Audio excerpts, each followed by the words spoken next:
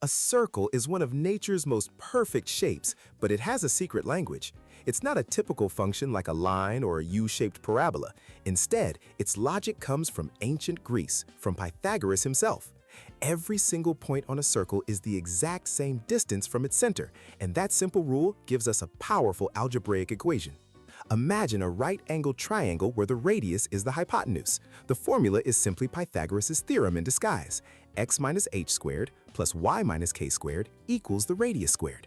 That's the code. The coordinates hk tell you the circle's center, and r is its radius. So an equation like x squared plus y squared equals 25 describes a circle centered at the origin with a radius of 5, the square root of 25. By changing the h and k values, you can slide that circle anywhere on a grid. An x minus 3 shifts it right, a y plus 1 shifts it down.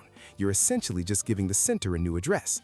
But what if you solve that equation for y? You effectively chop the circle in half. You get two separate pieces, a positive square root for the top dome and a negative one for the bottom bowl.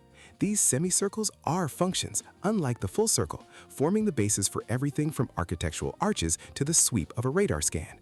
This isn't just abstract math. When a game developer needs to know if your character is within the radius of effect of an explosion, their code uses this logic because it's incredibly fast for a computer to calculate.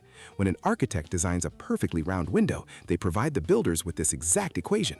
From programming to industrial design, the simple, elegant algebra of the circle provides the blueprint for building our world, one perfect curve at a time.